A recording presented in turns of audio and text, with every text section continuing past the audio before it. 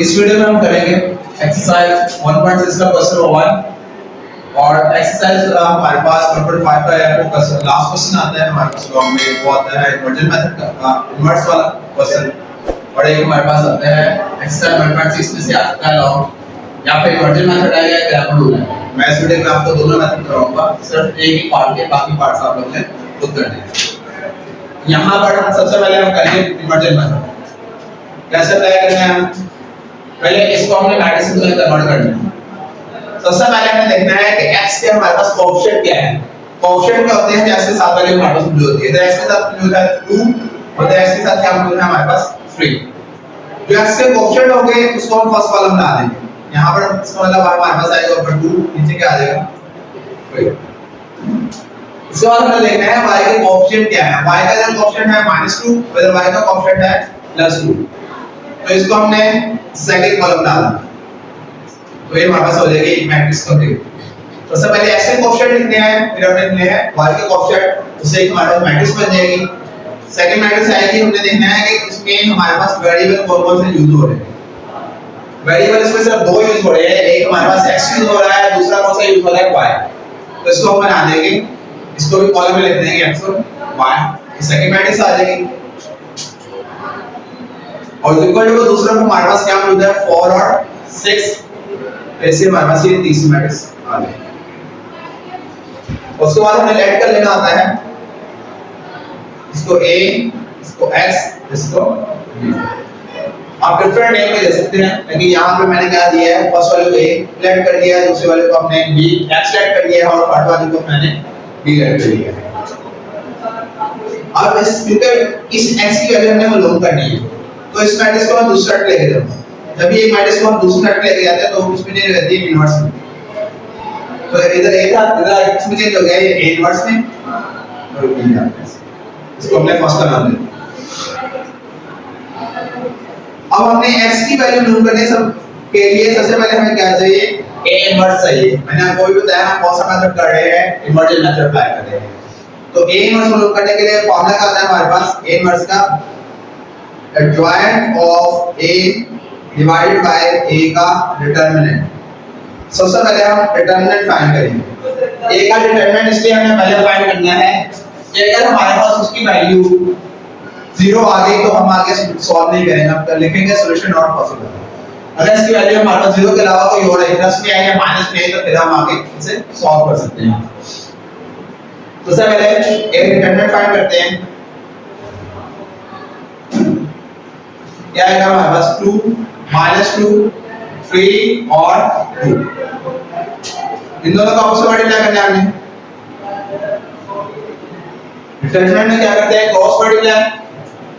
इस वाले टर्म को इससे मल्टीप्लाई करना है, जो मैंने माइनस का साइन इस वाले को इससे मल्टीप्लाई करना है, यानी कि -2 का मल्टीप्लाई करेंगे 3 के साथ। 2 to the 4 minus minus plus 2 3 the 6। तो आंसर आ जाएगा हमारे पास 10। तो ये हमारे पास आंसर आया 10। 0 नहीं है, अगर 0 होता तो मैं क्या लिखता यहां पर सॉल्यूशन है this matrix has no solution. लेकिन यहां पर हमारे पास नॉन सॉल्यूशन आ गया है कि नॉन सिंगुलर मैट्रिक्स आ गई है हमारे पास, उसका सॉल्यूशन पॉसिबल है। उसके बाद हम क्या करेंगे इसका जॉइंट फाइंड करेंगे। और जॉइंट अपने हम लोग कर जा रहे हैं। वैसे हमें जब भी हमने जॉइंट फाइंड करना हो तो डायगोनल एंट्रीज की जगह पे डायगोनल एंट्रीज में क्या है 2 और 2 है, इन दोनों की जगह चेंज भी कर देंगे कोई फर्क नहीं पड़ेगा। और नेक्स्ट जो हमारे दो वाले हो गया यानी कि नॉन डायगोनल एंट्रीज उन दोनों का साइन चेंज, ये माइनस में है इसमें चेंज हो जाएगा प्लस में, और ये प्लस में है इसमें चेंज हो जाएगा माइनस में। तो अब हमें क्या करना है a इनवर्स में उसकी वैल्यू पुट कर देनी है। और जॉइंट ऑफ a की जगह जॉइंट ऑफ a की वैल्यू यानी कि 2 2 -3 और 2 डिवाइडेड बाय a का डिटरमिनेंट हमारे पास क्या है 10 निकला है, 10। अब ये जो a इनवर्स की वैल्यू निकली है इसमें आपने पुट कर देनी है 1 में पुट कर देनी है। a इनवर्स की जगह उसकी वैल्यू यानी कि क्या लिखा 2 2 -3 और 2 डिवाइडेड बाय 10। और b की जगह b की वैल्यू हमारे पास क्या है 4 और 6। और यहां पर भी हम ऐसी जगह इसकी वैल्यू पुट कर सकते हैं। हमने x के लेवल पर लेट किया था मैट्रिक्स x1 y के। अब हमने क्या करना है, इन दोनों को पहले मल्टीप्लाई करेंगे, जो उसका आंसर आएगा उसको 10 से डिवाइड कर देंगे। रो को हमने मल्टीप्लाई करना है कॉलम के साथ। कैसे मल्टीप्लाई करेंगे, फर्स्ट वाली टर्म को फर्स्ट वाली टर्म के साथ, यानी कि 2 को 4 के साथ प्लस और ये वाले 2 को 6 के साथ। फर्स्ट रो को हमने मल्टीप्लाई कर दिया, अब हम क्या करेंगे, सेकंड रो को मल्टीप्लाई करेंगे। ऐसे सेम दूसरा मेथड से, उसी मेथड से करना है, यानी कि फर्स्ट वाली टर्म के साथ -3 को हम करेंगे 4 से मल्टीप्लाई, दरमियान में प्लस का साइन, 2 को मल्टीप्लाई करेंगे 6 के साथ। और हमेशा याद रखना, जब भी हम मल्टीप्लाई कर रहे हैं मैट्रिसेस को, तो टर्म्स के दरमियान साइन आता है हमारे पास प्लस का।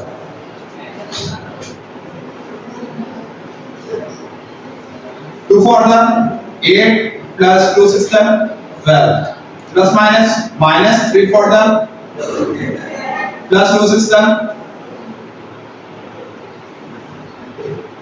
अब ये वाले प्लस का माइनस कैंसिल हो जाएगा, यहाँ पर 0 आ जाएगा। 12 में 8 ऐड करेंगे, हमारे पास आ जाएगा यहाँ पर आंसर 20, नीचे आ जाएगा हमारे पास 0। अब यहाँ तक सॉल्व हो गया। दोनों को किससे हमने डिवाइड करना है, 10 से डिवाइड करना है। 20 को भी 10 से डिवाइड कर देंगे और 0 को भी 10 से डिवाइड कर देंगे। ये वाला तो जो 0 से क्या हो जाएगा, कैंसिल आउट हो जाएगा, तो ऊपर आंसर आ जाएगा 2, नीचे आ जाएगा 0। तो 0 के साथ अगर हम कोई भी नंबर को डिवाइड करें तो उसका आंसर 0 ही आएगा। यहाँ पर x की वैल्यू क्या आ गई, हमारे पास 2 आ जाएगी, और y की वैल्यू क्या आ गई है 0। यहाँ पर लिख देंगे x = 2, y = 0। अब हम करेंगे सेकंड मेथड हमारे पास क्या है, क्रैमर रूल है। इसमें हमेशा रखना मेथड दो अलग है, डिफरेंट है, लेकिन दोनों को सॉल्व करने से आंसर सेम आएगा हमारे पास। इसे हम जब हमने इन्वर्जन मेथड अप्लाई किया, वहां पर x की वैल्यू हमारे पास 2 आई है, y की वैल्यू क्या है 0 आई है। तो इसमें क्रैमर रूल से जब सॉल्व करेंगे तो हमारे पास आंसर सेम आना चाहिए। तो क्रैमर रूल के लिए हमारे पास फार्मूला क्या होगा,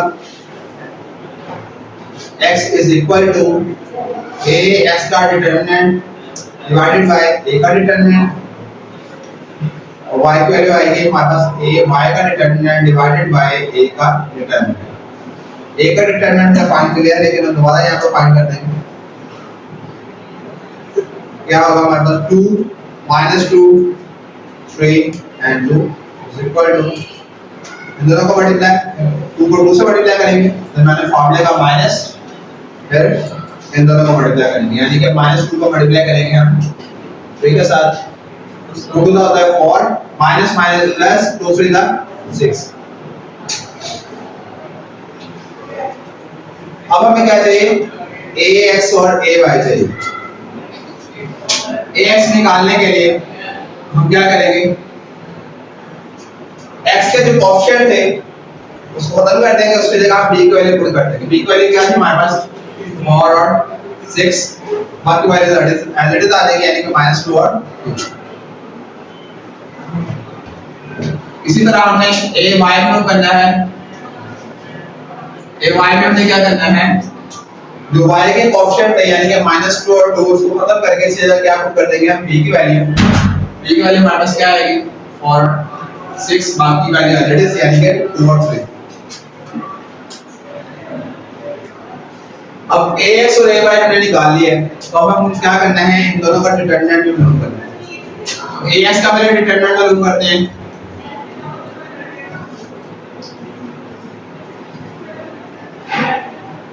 क्रॉस मल्टीप्लाई, यानी कि 4 का मल्टीप्लाई करना है हमने 2 के साथ, जब हमने फार्मूले का माइनस, फिर -2 को मल्टीप्लाई करना है हमने 6 के साथ। 4 to the 8 माइनस माइनस क्या आ जाएगा प्लस, 2 6 the 12। अब 12 में 8 जमा करेंगे आ जाएगा हमारे पास 20 आ जाएगा। इस तरह a y का डिटरमिनेंट हमें निकालना है।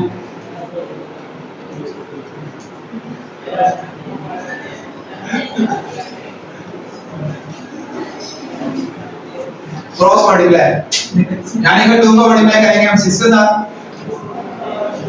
जब हमने फार्मूले का माइनस 3 को मल्टीप्लाई करेंगे हम 4 के साथ।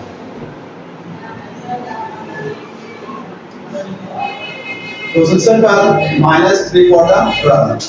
ये दोनों कटिंग हो जाएगा, हमारे पास आंसर क्या आ जाएगा 0 आ जाएगा। अब हमने a x का डिटरमिनेंट और a y का डिटरमिनेंट हमने निकाल लिया है। अब हमने क्या करना है, सिंपल वैल्यूज पुट करनी है। s के फॉर्म में वैल्यू पुट करते हैं। s का फॉर्मूला क्या था हमारे पास, ax का डिटरमिनेंट डिवाइडेड बाय a का डिटरमिनेंट। तो ax का डिटरमिनेंट हमारे पास क्या निकला है 20 डिवाइडेड बाय a का डिटरमिनेंट हमारे पास क्या निकला है 10। 0 0 से क्या आ जाएगा कैंसिल, आंसर आ गया हमारे पास 2। y इक्वल टू क्या आएगा हमारे पास, a y का डिटरमिनेंट डिवाइडेड बाय a का डिटरमिनेंट। a y का डिटरमिनेंट हमारे पास क्या है 0 आया है, डिवाइडेड बाय a का डिटरमिनेंट हमारे पास क्या है 10।